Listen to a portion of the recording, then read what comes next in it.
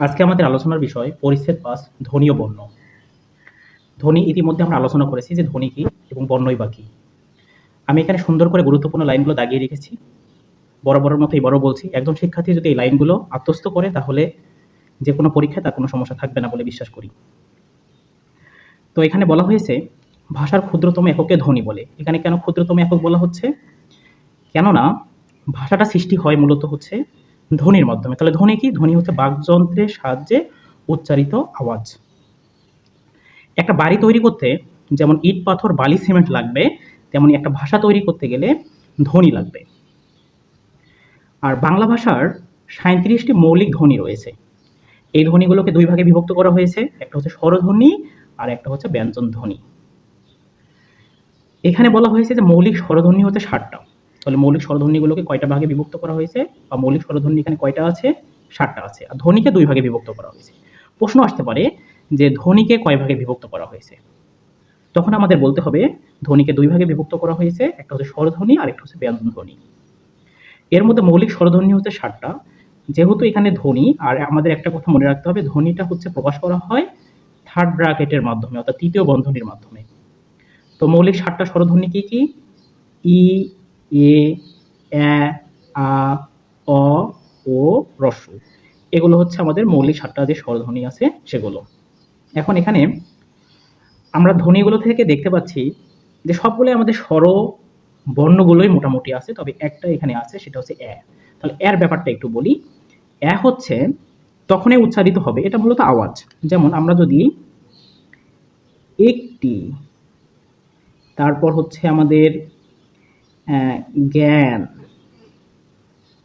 এই জ্ঞানকে যখন আমরা উচ্চারণ করব তখন হচ্ছে গ্যা, এ উচ্চারিত হচ্ছে। একটি যখন উচ্চারণ করব তখন হচ্ছে একটি, মানে এ ধ্বনিটা আসতেছে। সেই জন্য মৌলিক স্বরধ্বনির মধ্যে এ একটা স্বরধ্বনি। এবং মৌলিক ব্যঞ্জন ধ্বনি কয়টা? ব্যঞ্জন ধ্বনি হচ্ছে ৩০টা। এই ৩০টা এগুলো পরীক্ষায় আসবে না, তারপরেও একবার আমরা দেখে নিব। এখানে বলা হয়েছে যেসব ধ্বনি উচ্চারণের সময় বায়ু মুখ গহ্বরের কোথাও বাধা পাবে না সেগুলো স্বরধ্বনি বলবো। অর্থাৎ স্বরধ্বনিগুলো উচ্চারণের সময় আমাদের যে মুখ গহ্বর রয়েছে, মুখের মধ্যে কোনো প্রসঙ্গের মধ্যে বাধা পাবে না, সেই ধ্বনিগুলোকে আমরা স্বরধ্বনি বলবো। অন্যদিকে যেসব ধ্বনি উচ্চারণের সময় বায়ু মুখের বাইরে বের হওয়ার আগে বাক প্রত্যঙ্গের বিভিন্ন জায়গায় বাধা পাবে, সেগুলো হচ্ছে আমাদের ব্যঞ্জন ধ্বনি। তাহলে যে ধ্বনিগুলো উচ্চারণের সময় বায়ু মুখ বিবরের কোথাও বাধা পাবে না সেগুলো হচ্ছে স্বরধ্বনি। আর যে ধ্বনিগুলো উচ্চারণের সময় বায়ু মুখ বিবরের বা মুখের বাইরে বা ভেতরে যে কোনো জায়গায় যদি বাধা পায় তাহলে সেটা হচ্ছে আমাদের ব্যঞ্জন ধ্বনি নামে পরিচিত। তারপর আমরা দেখতে পাচ্ছি ধ্বনির প্রতীককে বলা হয় বর্ণ, অর্থাৎ আওয়াজকে যে সাংকেতিক চিহ্নগুলোর মাধ্যমে প্রকাশ করা হয় তাকে আমরা বর্ণ বলবো। এই বর্ণ কানে শোনার বিষয়কে চোখে দেখার বিষয়ে পরিণত করে, অর্থাৎ ধ্বনি বা আওয়াজটা হচ্ছে মূলত কানে শোনার বিষয়, আর বর্ণটা এই আওয়াজটাকে চোখে দেখার বিষয়ে পরিণত করে। ভাষার সবগুলো বর্ণকে একত্রে বলা হয় বর্ণমালা। ধ্বনির বিভাজন অনুযায়ী বাংলা বর্ণমালাকে দুই ভাগে ভাগ করা যায়।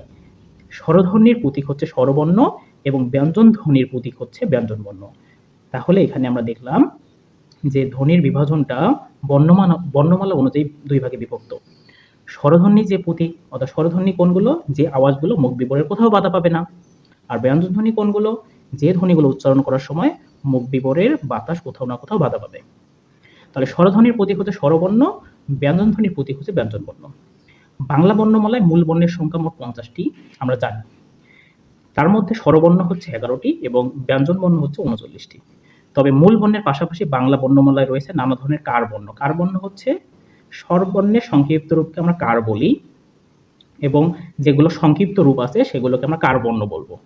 যেমন স্বরেও সংক্ষিপ্ত রূপ নেই, কিন্তু বাকি যে 10টা আছে, যেমন স্বরে আতে আকার, রস্বইতে রস্যিকার, এগুলোকে বলা হয় কার বর্ণ, অর্থাৎ যেগুলো সংক্ষিপ্ত রূপ আছে। তারপর অনুবর্ণ, অনুবর্ণ হচ্ছে ব্যঞ্জন বর্ণের বিকল্প রূপের নাম হচ্ছে অনুবর্ণ। যুক্ত বর্ণ যখন দুই বা ততোধিক বর্ণ একত্রে যুক্ত হবে তখন সেটা আমরা যুক্ত বর্ণ বলবো। সংখ্যা বর্ণ আমরা জানি 0 থেকে 9 পর্যন্ত হচ্ছে 10টা সংখ্যা বর্ণ আছে। এখানে যে বিষয়টা নিয়ে প্রথমে বলা হয়েছে যে স্বরবর্ণ, স্বরবর্ণগুলো 11টা। ওকে। তারপর ব্যঞ্জন বর্ণ যখন আমরা পড়বো, অনেকেই আমরা ব্যঞ্জন বর্ণ সবগুলো বলতে পারবো না যদি বলতে বলা হয়, কিন্তু এটা আমাদের আত্মস্থ করা উচিত বা মুখস্থ রাখা উচিত সবসময়। এটা সহজভাবে মুখস্থ রাখা যায় যেমন এখানে ৫টা বর্গ আছে। একটা হচ্ছে ক বর্গ, চ বর্গ, ট বর্গ, ত বর্গ, প বর্গ। এখানে ২৫টা বর্ণ হয়ে গেছে। ক, খ, গ, ঘ, ও, চ, ছ, বর্গীয় ঝ, ঞ, ট, ঠ, ড, ঢ, মূর্ধন্য ণ, ত, থ, দ, ধ, দন্তন্য ন, প, ফ, ব, ভ, ম। জ, র, ল, তালিবস্য, মূর্ধন্যস্য, দন্তস্য, হ, ডায়বর্ণ র, ঢয়স্য ন, র, অন্ত্যেষ্টিয়, খণ্ডত, অনুস্বার, বিসর্গ, চন্দ্রবিন্দু। এক কথায় এখানে আরেকটা বিষয় আছে খণ্ডত। খণ্ডত হচ্ছে মূলত আমাদের যে ত বর্ণটা রয়েছে, সেই ত বর্ণের নিচে যদি হসন্ত দেই, ত বর্ণটার নিচে যদি হসন্ত দেই, তাহলে সেটা হচ্ছে খণ্ডত হয়ে যায়। অর্থাৎ ত বর্ণের নিচে হসন্ত মানে হচ্ছে খণ্ডত। এখানে আমাদের নিচে দেখতে পাচ্ছি যে কারবর্ণ সম্পর্কে বলা হয়েছে। স্বরবর্ণের মধ্যে 10টি সংক্ষিপ্ত রূপ রয়েছে, এগুলোর নাম কারবর্ণ। আমি আগেই বললাম যেগুলো সংক্ষিপ্ত রূপ রয়েছে, আকার, রস্যিকার, দীর্ঘিকার, হ্রস্বকার, দীর্ঘকার, এগুলো মনে রাখতে হবে। কার্বনের স্বতন্ত্র ব্যবহার নেই, অর্থাৎ কার্বন্য এই সংক্ষিপ্ত রূপগুলো একা ব্যবহৃত হয় না। এই একা ব্যবহৃত এই কথাটাই বলছে যে কার্বনের কোনো স্বতন্ত্র ব্যবহার নেই।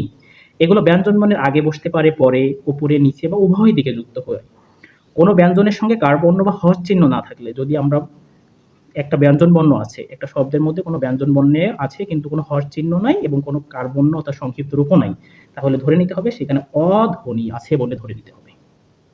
যেমন আমি যদি একটা শব্দ লিখি, যেমন এখানে আমি লিখতেছি কলম, তাহলে আমরা দেখতে পাচ্ছি যে এখানে কোনো শব্দের সাথেই হর্ষ চিহ্ন নাই এবং কার বর্ণগুলোও নাই, তাহলে আমাদের ধরে নিতে হবে ক এর সাথে অ আছে, ল এর সাথে অ আছে এবং ম এর সাথে অ আছে, অর্থাৎ অ আছে ধরে নিতে হবে। এটা এখানে বলছে। ব্যঞ্জন বর্ণের বিকল্প রূপের নাম হচ্ছে অনুবর্ণ। এখন আমরা অনুবর্ণ সম্পর্কে জানতেছি যে ব্যঞ্জন বর্ণের যে বিকল্প নাম, সেই বিকল্প রূপের নাম হচ্ছে অনুবর্ণ। অনুবর্ণের মধ্যে রয়েছে ফলা, আছে রেফ, আছে বর্ণ সংকেত। আমরা এগুলো একটু জানবো। ফলা হচ্ছে কি? ব্যঞ্জন বর্ণের কিছু সংক্ষিপ্ত রূপ অন্য ব্যঞ্জনের নিচে অথবা ডান পাশে ঝুলে থাকে, সেগুলোকে আমরা বলবো হচ্ছে ফলা। অর্থাৎ ব্যঞ্জন বর্ণের যে রূপগুলো অন্য ব্যঞ্জনের সাথে বা নিচে যুক্ত হয়, এরকম নিচে যুক্ত হয়, যুক্ত বর্ণের মতো হয়ে, কিন্তু কিছু সংক্ষিপ্ত রূপ, পূর্ণ রূপ না, অবশ্যই সংক্ষিপ্ত রূপ। যেমন ন ফলাকেই যে ছোট্ট ন দ্বারা প্রকাশ করা হয়, যেটা নিচে ঝুলে থাকে। ব ফলা হচ্ছে ছোট ব, যেটা নিচে ঝুলে থাকে। ম ফলাটা হচ্ছে দাড়ির মতো হয়ে দন্ত ন আকৃতির হবে। জ ফলাটা আমরা তো জানি ছোট থেকেই। র ফলা হচ্ছে ল ফলা, এগুলো আমরা একটু দেখে নেব। রেফ, র এর একটা অনুবর্ণ হচ্ছে রেফ, যেটা হচ্ছে কোথায় থাকে? কোনো বর্ণের উপরে থাকে। এখন এখানে আমরা দেখতে পাচ্ছি বর্ণ সংক্ষেপ। যুক্ত বর্ণ লিখতে অনেক সময় বর্ণকে সংক্ষেপ করার প্রয়োজন হয়, এগুলো হচ্ছে বর্ণ সংক্ষেপ। যেমন অর্থাৎ যখন আমরা যুক্ত বর্ণ লিখবো তখন প্রত্যেকটা বর্ণ যদি বড় করে লিখি তাহলে অদ্ভুত দেখাবে, সেই জন্য বর্ণগুলো ছোট করে লিখতে হয় যুক্ত বর্ণ গঠন করার সময়, তখন সেটাকে বলবো আমরা বর্ণ সংক্ষেপ। আর এখানে যে কথাটা আগে বলছে যে খণ্ডত বর্ণটি ত এর একটা বর্ণ সংক্ষেপ, যা বাংলা বর্ণমালায় স্বতন্ত্র বর্ণ হিসেবে ব্যবহৃত হয়েছে। তাহলে খণ্ডত হচ্ছে একমাত্র বর্ণ যেটা ত এর একটা বর্ণ সংক্ষেপ এবং বাংলা বর্ণমালায় স্বতন্ত্র হিসেবে ব্যবহৃত হয়েছে। এখানে নিচে আমরা দেখতে পাচ্ছি যুক্ত বর্ণ সম্পর্কে বলছে। একাধিক বর্ণ যুক্ত হয়ে যুক্ত বর্ণ তৈরি হয়। যুক্ত হওয়া বর্ণগুলোকে দেখে কখনো সহজে চেনা যায়, আবার কখনো সহজে চেনা যায় না। এর অর্থ হচ্ছে কখনো যুক্ত বর্ণকে দেখে বোঝা যায় যে এখানে কি কি বর্ণ যুক্ত হয়েছে, আবার কখনো দেখে বোঝা যায় না যে এখানে আসলে কি কি বর্ণ যুক্ত হয়েছে। সেই জন্য যুক্ত বর্ণগুলোকে দুই ভাগে বিভক্ত করা হয়েছে, একটা হচ্ছে স্বচ্ছ এবং আরেকটা হচ্ছে অস্বচ্ছ। স্বচ্ছ বর্ণ কোনগুলো? স্বচ্ছ যুক্ত বর্ণ কোনগুলো? যে যুক্ত বর্ণগুলোকে দেখে সহজেই বোঝা যাবে যে এখানে কোন কোন বর্ণগুলো আছে, সেগুলোকে আমরা স্বচ্ছ যুক্ত বর্ণ বলবো। অস্বচ্ছ যুক্ত বর্ণ কোনগুলো? যে যুক্ত বর্ণগুলোকে একবারেই দেখে অর্থাৎ ডিরেক্ট আমরা হচ্ছে বুঝতে পারবো না যে এখানে কোন কোন বর্ণগুলো আসলে যুক্ত আছে, সেই যুক্ত বর্ণগুলোকে আমরা অস্বচ্ছ যুক্ত বর্ণ বলবো। যেমন আমি প্রথম বর্ণটা এখানে আছে ক যোগ ট, আমরা দেখে বুঝতে পারতেছি যে এখানে ক ট আছে। তারপর পরের বর্ণটা আমরা দেখি বর্গীয় জ, বর্গীয় জ, এখানে দুইটা জ আছে। তৃতীয় বর্ণটা আমরা যদি দেখি তাহলে জ ঝ, অর্থাৎ স্পষ্ট দেখা যাচ্ছে, সেই জন্য এগুলো স্বচ্ছ যুক্ত বর্ণ। তারপরের গুলো যদি আমরা দেখি অস্বচ্ছ যুক্ত বর্ণ, তাহলে কেমন? এই যে এখানে এটাতে কয় ত আছে কিন্তু ক ও দেখা যাচ্ছে না, ত ও দেখা যাচ্ছে না, ডিরেক্ট দেখা যাচ্ছে না, কিন্তু এর মধ্যে কয় ত আছে, সেই জন্য এটা হচ্ছে অস্বচ্ছ যুক্ত বর্ণ। তারপর আমরা এই বহুল ব্যবহৃত যুক্ত খ যদি আমরা দেখি, যুক্ত খর মধ্যে ক এবং মূর্ধন্য ষ আছে, কিন্তু ডিরেক্ট বোঝা যাচ্ছে না যে আসলে এখানে ক এবং মূর্ধন্য ষ আছে। একজন শিক্ষার্থীকে ষষ্ঠ যুক্ত বর্ণ দেখলেই বুঝতে পারবে যে আসলে এখানে কি কি বর্ণ যুক্ত আছে, সেই জন্য অস্বচ্ছ যুক্ত বর্ণগুলোকে বারবার করে মনে রাখতে হবে। তবে সবচাইতে যেগুলো বেশি আছে যেমন যুক্ত খ, তারপর এই যে যুক্ত খ এর সাথে ম, এখানে যদি আমি বলি, তারপর এই যে বিজ্ঞান বানানে জ প্লাস ও খুবই আসে পরীক্ষায়, তারপরেও আমরা সবগুলো মোটামুটি দেখে নিব। তারপর এই যে ব্রহ্মপুত্র বানানে হ ম, এগুলো অনেক সময় বেশি এসে যায়। এখানে তারপর নিচে আছে আমাদের সংখ্যা বর্ণ। বাংলা ভাষায় সংখ্যা নির্দেশের জন্য 10টি সংখ্যা বর্ণ রয়েছে, অর্থাৎ 0 থেকে 9 পর্যন্ত। খুবই সহজ। এখানে তারপর আমরা দেখতে পাচ্ছি কিছু অনুশীলনী প্রশ্ন দেওয়া আছে, এগুলো এখন আমরা সমাধান করব। বাংলা বর্ণমালায় স্বরধ্বনি কয়টি? এখানে আমাদের বলছে যে বাংলায় মৌলিক স্বরধ্বনি কয়টি। মৌলিক স্বরধ্বনি হচ্ছে কয়টা? আমাদের 7টি।